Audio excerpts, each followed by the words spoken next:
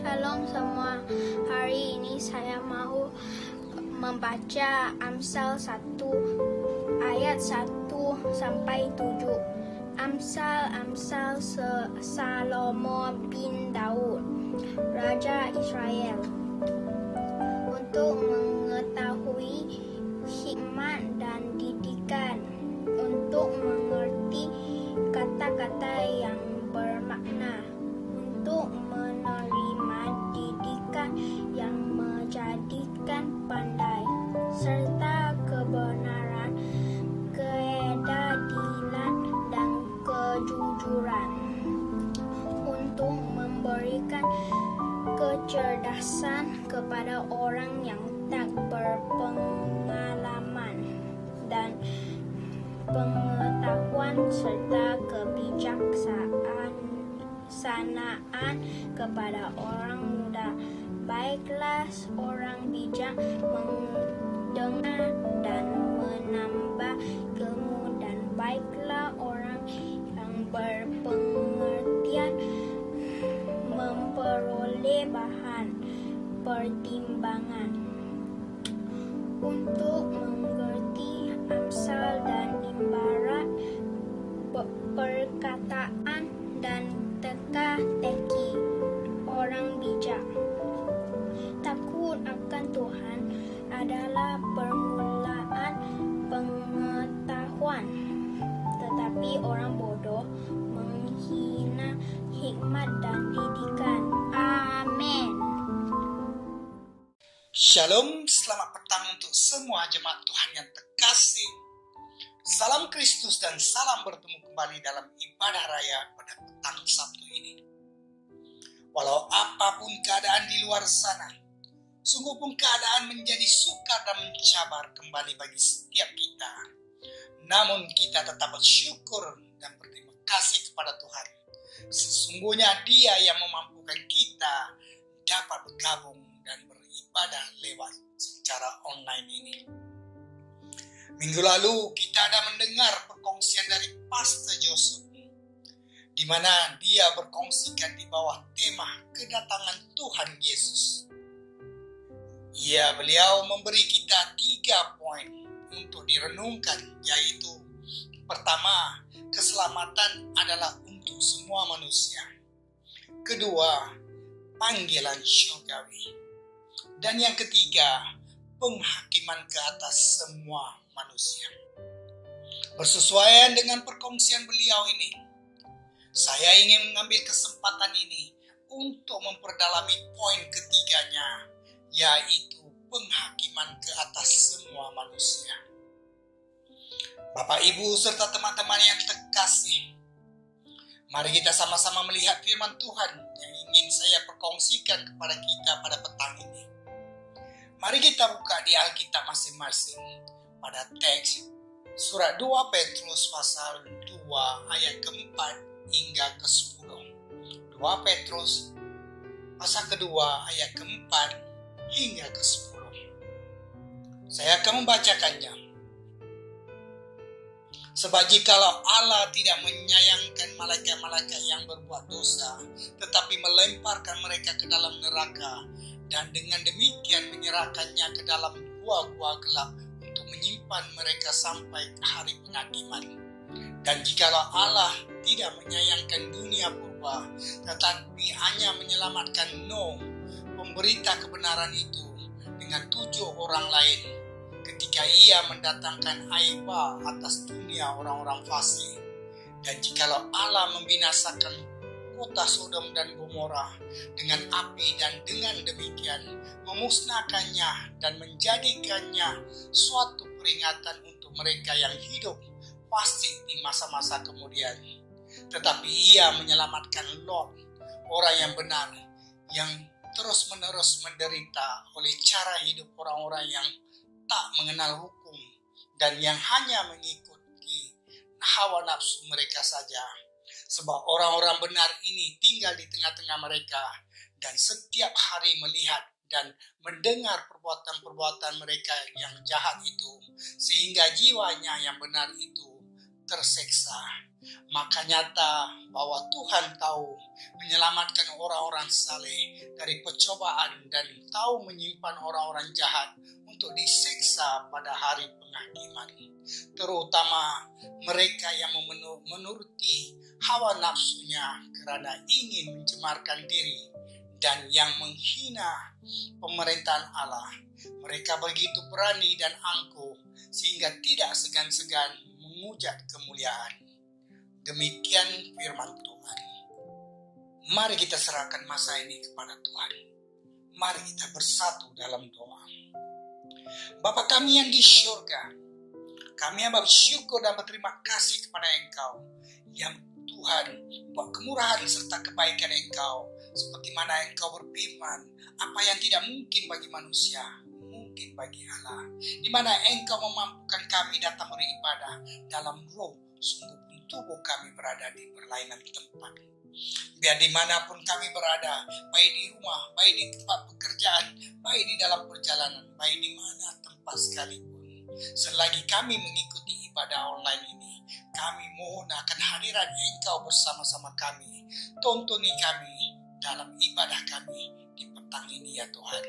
Hamba-Mu ini juga bersyukur dan berterima kasih buat kesempatan yang Engkau berikan untuk menjadi lidah-Mu pada petang ini.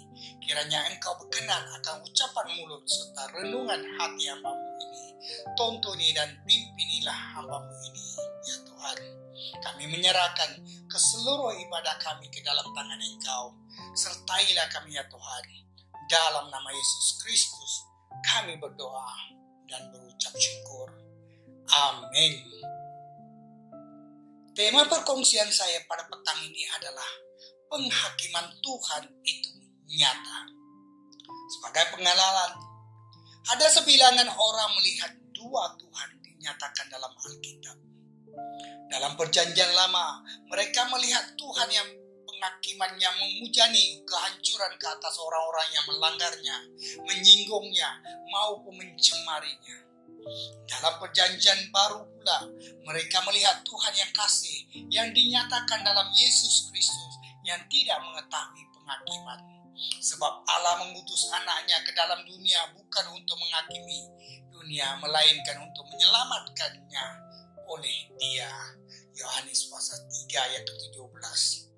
Dalam kebanyakan kes, mereka lebih suka Tuhan versi perjanjian baru daripada perjanjian lama. Akan tetapi, perbezaan ini dalam pengwahyuan Tuhan tidak akan bertahan ataupun menjadi nyata apabila Alkitab dikaji dengan teliti. Hanya ada satu Tuhan yang dinyatakan dalam Alkitab. Dia adalah kedua-duanya, Tuhan penghakiman dan Tuhan yang kasih. Mana-mana bagian sifat pribadinya yang dinyatakan bergantung pada keadaan yang menghadapnya ataupun mendatanginya. Teks kita hari ini menyatakan ini. Ketua Rasul-Rasul Yesus Kristus, yaitu Simon Petrus, mengutip ungkapan perjanjian lama mengenai penghakiman ilahi untuk meramalkan apa yang akan terjadi kepada orang-orang berdosa perjanjian baru. Sekiranya manusia perjanjian baru bertindak seperti yang dilakukan oleh manusia perjanjian lama pada masa itu, maka mereka dengan benar boleh mengharapkan bahwa Tuhan akan bertindak hari ini seperti yang dilakukannya ketika itu. Dia sama sekali tidak berubah dalam sikapnya terhadap dosa. Dia sama semalam, hari ini, dan esok. Kita dapat mempelajari beberapa perkara penting mengenai penghakiman Tuhan dari petikan ini. Pertimbangkan sebahagian daripadanya bersama saya petang ini. Penghakiman Tuhan itu nyata. Pertama, ketika Dia menghakimi, penghakimannya itu tidak berbelah bagi. Dalam memberi amaran kepada guru-guru palsu dan mereka yang mengikutinya, Petrus mengingatkan mereka akan kualiti ini dalam penghakiman ilahi. Dia menulis, tetapi untuk perbuatan mereka itu, hukuman telah lama tersedia dan berkebinasaan tidak akan tertunda. di ayat yang sebelumnya, yaitu ke-36. Ini adalah rujukan yang jelas mengenai kepastian penghakiman terhadap mereka di tangan Tuhan. Dan kemudian untuk menyokong ini, dia beralih ke perjanjian lama di mana kualiti penghakiman ilahi yang tidak berbelah bagi telah ditunjukkan. Sebab jikalau Allah tidak menyayangkan malaikat-malaikat yang berbuat dosa, ayat ke-4e, ini mengingatkan kita akan kebenaran rohani yang penting. Satu-satunya cara kita dapat mengetahui dengan pasti bagaimana keberadaan Tuhan itu adalah agar Tuhan memperlihatkan, menyatakan ataupun menampakkan dirinya. Tuhan telah memilih untuk menyatakan dirinya dalam perbuatan dan firman-Nya. Perbuatan-perbuatan Tuhan perjanjian lama ini direkodkan dan dinyatakan untuk kita supaya kita dapat mengetahui seperti apakah Tuhan itu. Kita dapat mengetahui bahwa Dia tidak berbelah bagi dalam penghakimannya. 3 contoh yang dipetik oleh Petrus cukup mengagumkan. Setiap darinya mungkin bertujuan untuk menyampaikan aspek yang berbeza dari kualiti penghakiman ilahi yang tidak berbelah bagi ini. Pertama, Tuhan tidak berbelah bagi tanpa mengira kedudukan orang yang berdosa. Para malaikat menduduki kedudukan tinggi dan megah. Sebagai perutusan atau menteri istimewa Tuhan, mereka memiliki akses khusus kehadirannya. Namun ketika mereka berdosa, Tuhan tidak melepaskan mereka. Sebaliknya, penghakiman terhadap mereka jatuh kepada mereka sekaligus. Apakah dosa malaikat? Petrus tidak memberitahu kita di sini. Ada yang percaya bahwa Petrus dipengaruhi oleh pandangan yang ada di kalangan orang-orang Yahudi pada masa itu. Menurut beberapa tulisan dalam kesusastraan apokryphal, sesuatu sumber keaslian diragukan pada masa itu. Dosa para malaikat melibatkan kesedudukan dengan wanita. Mereka memahami rujukan kepada anak-anak Allah dalam kitab Kejadian 6:2 sebagai rujukan kepada malaikat yang turun ke bumi dan melakukan hubungan seksual dengan wanita. Mereka mengabaikan peranan ataupun tugas yang telah Tuhan tetapkan kepada mereka dan mengambil peranan yang lain. Ini kemungkinan benar, tetapi tidak mempunyai banyak bukti Alkitab untuk menyokongnya. Ada orang lain pula telah memahami dosa malaikat sebagai dosa kesombongan yang dilakukan di syurga. Mereka mengikuti Lucifer atau setan yang pernah menjadi ketua malaikat Tuhan dalam pemberontakannya terhadap Tuhan. Ini semestinya benar mengenai kejatuhan asal kumpulan malaikat. Tetapi kebenaran yang dinyatakan oleh Petrus tidak bergantung pada sifat atau tabiat semula jadi dosa mereka, tetapi lebih merupakan penegasan mengenai penghakiman Tuhan. Kebenaran yang perlu kita sedar adalah bahwa malaikat Tuhan pun tidak dapat terlepas dari penghakiman Tuhan jika dia melakukan dosa. Kedudukan Anda tidak akan dilindungi. Anda mungkin telah menduduki kedudukan yang tinggi dan penting dalam pekerjaan Tuhan, tetapi tidak akan memberi apa-apa perubahan atau perbezaan. Anda tidak akan terlepas disebabkan siapa diri Anda, termasuk saya yang berbicara. Kedua, Tuhan tidak berbelah bagi tanpa mengira populariti dosa itu. Dan jikalau Allah tidak menyayangkan dunia purba, tetapi hanya menyelamatkan Nuh, pemberita kebenaran itu dengan 7 orang lain ketika ia mendatangkan air bah atas dunia orang-orang fasik. Ayat ke-5. Tidak ada keselamatan dalam jumlah. Dalam tindakan ketidaktaatan sipil undang-undang, kadang-kadang orang terhindar karena jumlah bilangan yang terlibat. Pemerintah atau kerajaan tidak boleh mengantar semua orang ke penjara.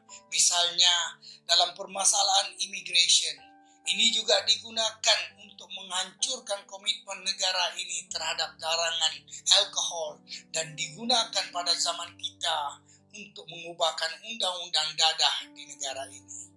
Sekiranya cukup atau banyak orang melakukannya, kerajaan akan mengubah peraturan dan lain-lain. Tetapi Tuhan tidak seperti itu. Angka atau jumlah yang terlibat tidak akan mempengaruhi penghakiman Tuhan. Pada zaman Nuh, hanya 8 orang yang tidak terlibat. Adalah benar bahwa semua orang yang lain melakukannya. Namun Tuhan tidak mengampuni mereka yang telah melakukan dosa. Sebaliknya Dia menghancurkan seluruh dunia dengan pembaptisan penghakiman. Dia menguburkan dunia di perkuburan berair. Adakah setan menggunakan batasan masa lampau ini pada Anda hari ini? Adakah dia memberitahu Anda bahwa mesti baik-baik saja karena begitu banyak orang melakukannya? Oke bah, banyak orang buat bah, boleh bah, Malaysia boleh bah. Adakah ini menjadi asas keputusan moral Anda? Adakah Anda membenarkan pelanggaran hati nurani Anda atas dasar ini? Saudara, Anda harus berhati-hati dengan perkara ini. Sekiranya Anda menjadi sebagian dari sebilangan besar orang berdosa ini, sama sekali tidak akan memberi pembezaan apa-apa kepada Tuhan. Penghakimannya tidak berbelah bagi, sungguh pun seluruh dunia melakukan dosa. Ketiga, Tuhan tidak berbelah bagi tanpa mengira kemakmuran orang-orang berdosa. Dan jikalau Allah membinasakan kota Sodom dan Gomora dengan api dan dengan demikian memusnahkannya dan menjadikan suatu peringatan untuk mereka yang hidup fasik di masa-masa kemudian, di ayat ke-6. Perkara yang menarik perhatian Lot ke Sodom dan Gomora adalah kemakmuran mereka. Mereka mempunyai semua tanda-tanda kehidupan yang baik. Sesiapa di antara kita yang menyamakan kemakmuran material dengan keredaan Tuhan perlu mengingati kedua-dua kota ini. Tetapi di tengah-tengah kemakmuran mereka tidak mempunyai ruang untuk Tuhan. Mereka menjadi orang yang sangat menurut kehendak hati. Mereka menjadi sangat korup dalam gaya hidup mereka, sehingga akhirnya mereka menyerahkan diri kepada kenikmatan seksual yang masih mewarisi namanya sehingga ke hari ini. Apakah dosa Sodom? Petrus tidak memberitahu kita di sini. Dia hanya menyatakan bahwa mereka adalah contoh apa yang berlaku pada mereka yang hidup dalam kefasikan.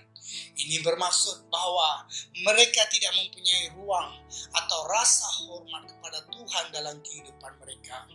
Penyelewengan seksual mereka jelas bermula dengan ini. Tapi kebenaran yang perlu kita lihat ialah kemakmuran mereka tidak dapat menghilangkan atau menghalang penghakiman Tuhan. Penghakiman Tuhan akan diperlihatkan di mana sahaja dosa berlaku. Perkataan tidak menyayangkan terdapat di 2 tempat menarik yang lain dalam Perjanjian Baru. Petrus menggunakan kalimat ini 2 kali dalam surat Roma.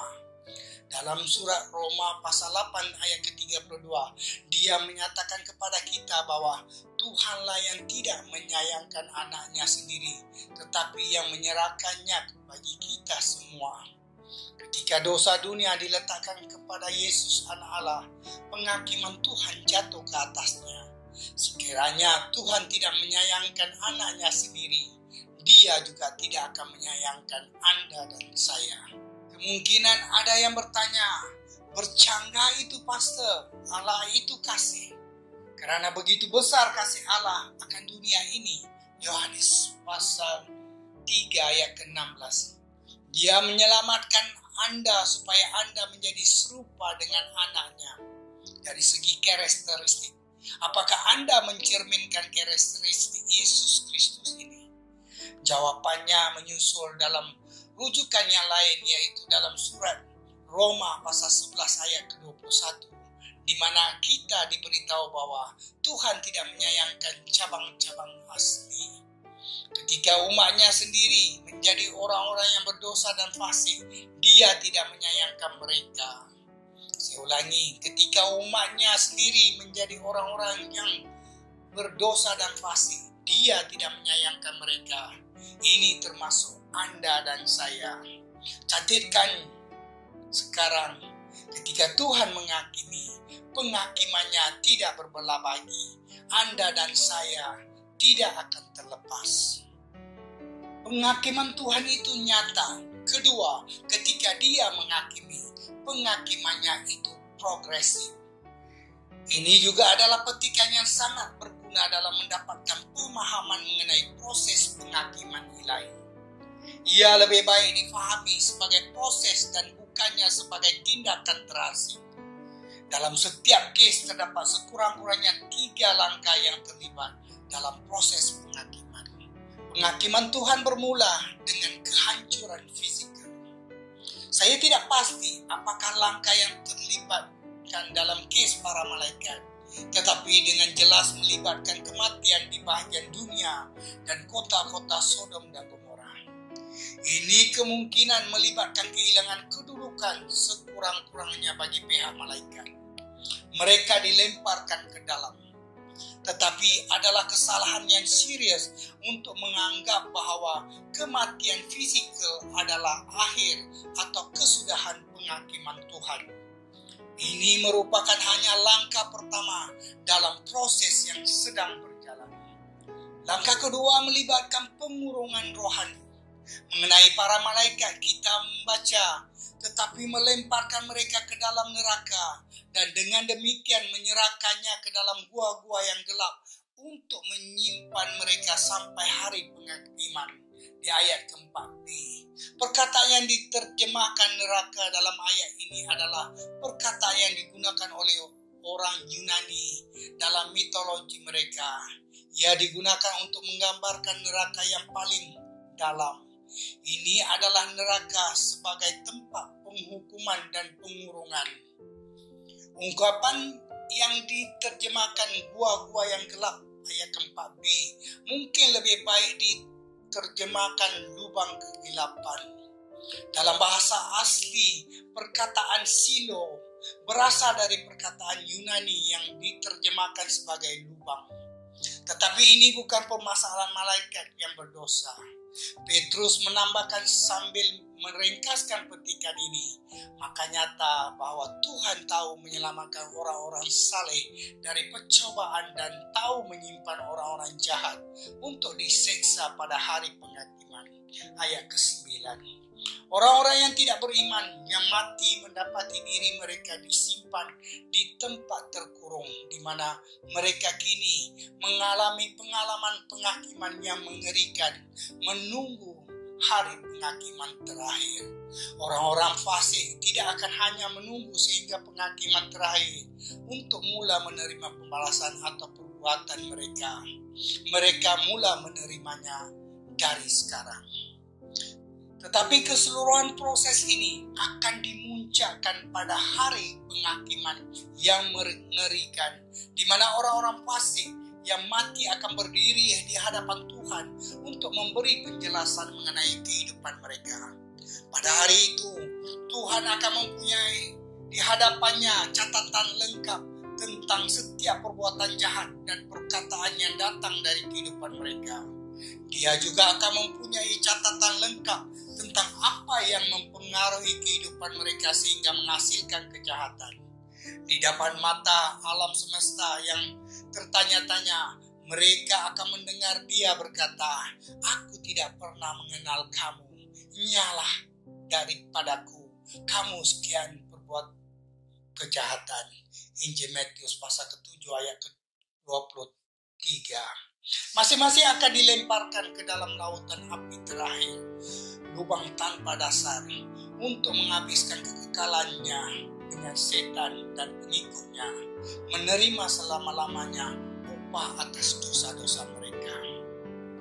Manusia modern telah menerima idea bahwa Tuhan adalah kasih dan bahwa Tuhan tidak akan menghakimi manusia. Penekanan petikan ini adalah tanggung jawab untuk apa yang berlaku kepadanya. Petrus memulakan dengan mengatakan kepada kita bahwa mereka segera mendatangkan kebinasaan atas diri mereka di ayat ke-1. Semua yang Tuhan melakukan adalah memberi manusia hak untuk memilih. Maka mereka memilih jalan yang salah dengan mengikuti guru yang salah. Mereka yang mengikuti jalan Tuhan tidak akan melakukannya karena tidak ada alternatif lain. Sebaliknya, mereka akan melakukannya karena mereka dengan sengaja menyatakan ya kepada tindakan Tuhan terhadap mereka. Ada yang lain di antara kita telah menempa idea bahwa kematian adalah akhir manusia. Pandangan mereka terhadap manusia tidak merangkumi kehidupan melampaui kematian. Saya tidak dapat membuktikan secara meyakinkan kepada Anda bahwa ada kehidupan melampaui kematian. Tetapi kita mempunyai kebangkitan Yesus Kristus dari kematian yang meyakinkan dan kesaksiannya terhadap kehidupan di luar sana. Adakah Anda pernah memikirkan kemungkinan tekaan Anda salah dalam perkara ini? Sekiranya anggaplah saja Anda salah. Kira-kira 2 saat selepas Anda mati, Anda akan berada di tempat siksaan yang mengerikan seperti yang dinyatakan oleh Alkitab. Lalu, bagaimana? Yang pastinya adalah Anda terlambat untuk membuat perubahan. Saksi firman yang jelas adalah bahwa ada penghakiman kekal yang dahsyat setelah mati. Semua dosa dan kefasikan membawa kepada pertentangan pasti dengan Tuhan yang kudus. Dan Tuhan tahu bagaimana menangani keseluruhan perkara itu. Kesimpulannya, penghakiman Tuhan itu nyata. Pertama, ketika Dia menghakimi, penghakimannya tidak berbelah lagi. Penghakiman Tuhan itu nyata. Kedua, ketika Dia menghakimi, penghakimannya itu progresif. Apakah ada cara untuk menghindar dari penghakimannya? Ya, Nuh dan Lot menemui jalan keluar. Tuhan tahu bagaimana melindungi mereka yang menaruh kepercayaan kepadanya. Dia menjadi tempat persembunyian mereka ketika badai murka mendatang. Persoalan bagi Anda petang ini adalah, ketika Allah menghakimi dunia, adakah Anda mempunyai tempat persembunyian? Persembunyian yang dimaksudkan adalah keselamatan Tuhan. Penghakiman Tuhan itu nyata. Ketika Dia menghakimi, penghakimannya tidak berbelah bagi. Penghakiman Tuhan itu nyata. Ketika Dia menghakimi, penghakimannya itu progresif. Apakah Anda ingin seperti mana Nuh dan keluarga yang menuju kehidupan, atau ingin seperti mana dunia yang menuju kehancuran? Apakah Anda ingin seperti mana Lot dan keluarga yang menuju kehidupan, ataupun ingin seperti orang-orang Sodom dan Gomora yang menuju kehancuran? Pilihan di tangan Anda. Aplikasinya, firman Tuhan di kitab Yesaya pasal ke-55 ayat ke-6 hingga 7 berbunyi begini. Carilah Tuhan selama Ia berkenan ditemui. Berserulah kepadanya selama Ia dekat. Baiklah orang fasik meninggalkan jalannya, dan orang jahat meninggalkan rancangannya.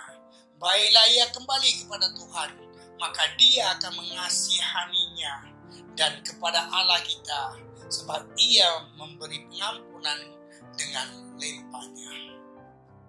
Sedang kita melalui zaman anugerah sekarang.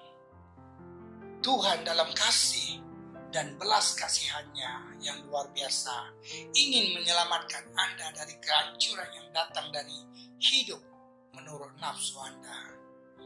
Mengapa terus hidup menurut apa yang menyebabkan kematian dan kemusnahan? Mengapa hidup kehidupan yang terasing dari Allah? Apabila Anda boleh memilih kehidupan serta masa depan yang mulia bersama Dia. Tuhan memanggil Anda untuk diselamatkan. Dia memanggil Anda untuk meninggalkan cara hidup lama Anda, tabiat dosa dan segala kejahatan. Dia ingin memimpin Anda dengan cara yang baru, supaya Anda dapat datang kepada sukacita, damai sejahtera, dan bersemayam dalam roh Anda. Apakah Anda akan menjawab kerinduan hati Anda saat ini? Ya, sememangnya Anda sadar akan keadaan serta kedudukan hidup Anda sekarang. Anda juga tahu yang tiada yang lain keperluan Anda melainkan keselamatan. Setiap kali bila hati Anda tergerak untuk mendapatkan keselamatan ini, ada sesuatu yang menghalang Anda. Banyak kemungkinannya. Petang ini, saya menyarankan Anda supaya mengambil satu langkah ke depan yang berani, lalu ambil satu keputusan yang tepat untuk menerima keselamatan ini. Biar dimanapun Anda sekarang, baik di rumah, baik di tempat pekerjaan, baik di dalam perjalanan, namun tetap setia mengikuti ibadah kita petang ini. Sekiranya Anda di antara orang-orang percaya, lalu dalam perjalanan iman Anda, sesuatu membuat Anda terlanjur, tersisir dari landasan asal. Hari ini merupakan waktunya, dan saat ini adalah ketikanya untuk Anda kembali kepada Tuhan.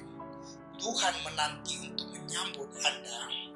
Sekiranya Anda di antara orang-orang yang tidak percaya, tidak pernah benar-benar menerima Yesus Kristus sebagai Tuhan dan penyelamat pribadi Anda, adakah Anda akan melakukannya sekarang? Jangan melengah ataupun menangguhkannya. Masa kita di dunia ini sungguh-sungguh terharu. Apabila diperhatikan apa yang berlaku di sekeliling kita, sepertinya tiada esok bagi kita. Sekiranya Anda ingin menerima Kristus dengan iman, berdoalah doa yang sederhana ini dengan sepenuh hati bersama saya. Ya Tuhan, saya mengaku bahwa saya adalah seorang yang berdosa, dan saya percaya Yesus Kristus mati di kayu salib karena dosa-dosa saya dan bangkit semula pada hari ketiga. Saya bertaubat atas segala dosa saya yang telah saya lakukan. Ampunilah saya ya Tuhan. Dengan iman, saya menerima Yesus Kristus sebagai Tuhan dan Juru Selamat pribadi saya. Saya percaya sekarang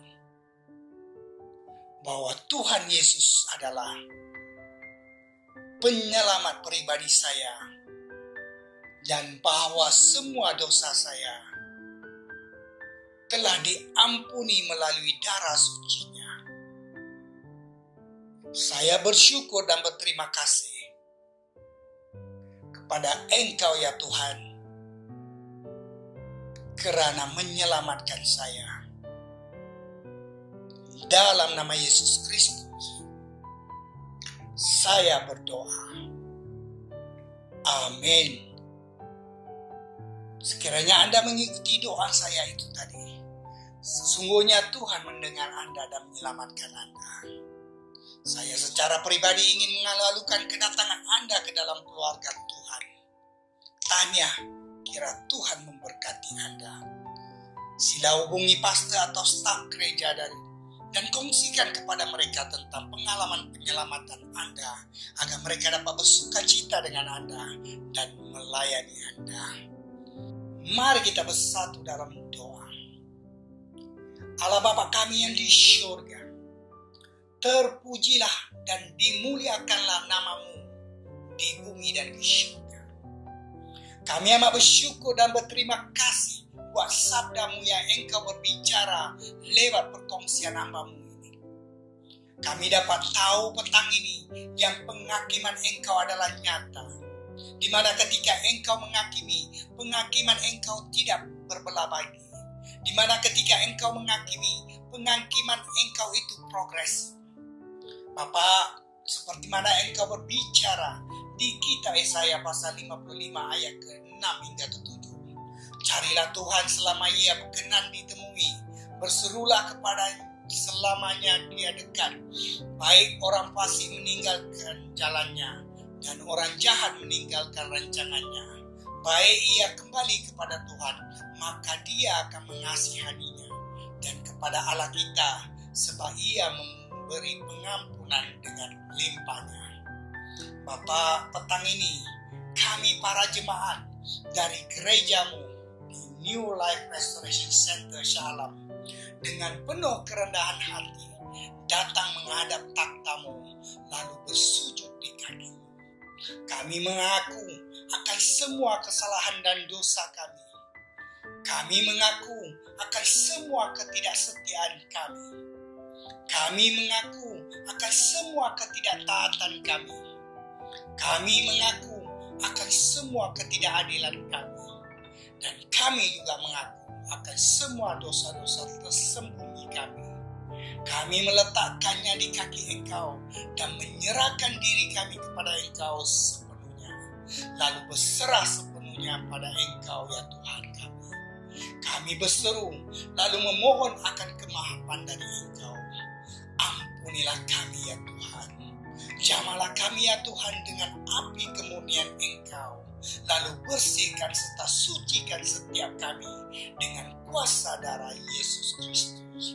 Jadikanlah kami sebagaimana yang Engkau mau kami jadi. Jadilah kehendak-Mu dalam kehidupan kami di bumi seperti di surga. Dalam nama Yesus Kristus, Tuhan dan Penyelamat kami berdoa. Semua anak Tuhan katakan, amin. Sekian sedikit perkongsian firman Tuhan untuk renungan dan tatapan kita bersama. Terima kasih. Tuhan memberkati.